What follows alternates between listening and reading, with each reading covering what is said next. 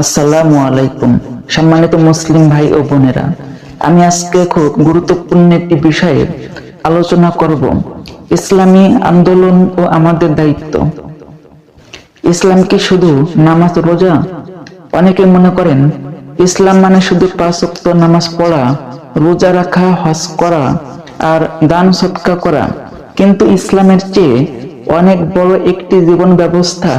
ইসলাম আমাদের ব্যক্তিগত, পারিবারিক, সামাজিক ও রাষ্ট্রীয় জীবন সম্পর্কে পরিপূর্ণ দিক নির্দেশনা দিয়েছে। আল্লাহ বলেন, তোমরা পূর্ণরূপে ইসলাম গ্রহণ করো এবং শয়তানের পদাঙ্ক অনুসরণ করো না। সূরা বাকারা আয়াত নম্বর 208। আমাদের সমাজের বাস্তবতা আজ আমরা দেখি, সমাজের চারদিকে অন্যায়, দুর্নীতি, হত্যা, জেনা, ব্যভিচার, গুম, মাদক, সুদ, ঘুষ ছড়িয়ে পড়েছে। মুসলমান হয়েও আমরা ইসলামের বিধান মানছি না। আমাদের দেশে ইসলাম আছে, মসজিদ আছে, আলেম ওলামা আছে, কিন্তু ইসলামী আইন নেই। ইসলামী আইন নেই কেন? কারণ আমরা আমাদের দায়িত্ব ভুলে গেছি। রাসূলুল্লাহ সাল্লাল্লাহু আলাইহি সাল্লাম যখন মক্কায় ইসলাম প্রচার করতে শুরু করেন, তখন তিনি শুধু ব্যক্তিগত ইবাদত করেননি, বরং সমাজকে পরিবর্তন করার জন্য কাজ করেছেন। তিনি বলেছিলেন, তোমাদের মধ্যে যারা মন্দ দেখবে সে যেন তা হাত দিয়ে পরিবর্তন করে, যদি না পারে তাহলে মুখ দিয়ে নিষেধ করবে, যদি তাও না পারে তাহলে অন্তরে ঘৃণা করবে।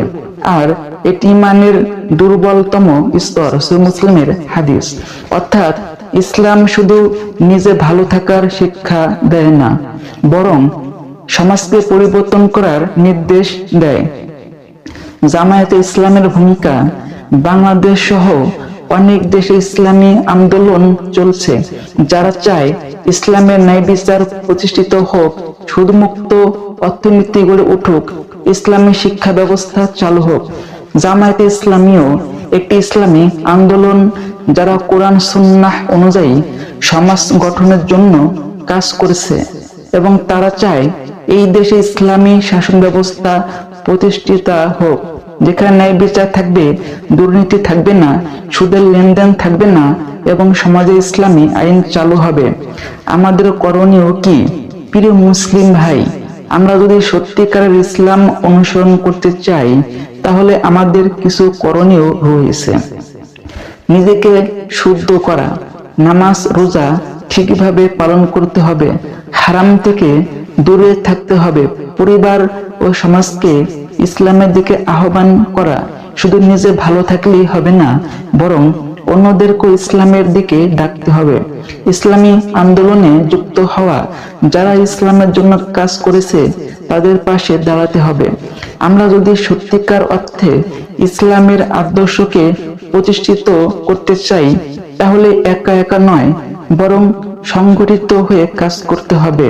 আল্লাহ আমাদেরকে সবাইকে সঠিক বুঝ দান করুন এবং ইসলামের পথে পরিচালিত করুন। আমিন।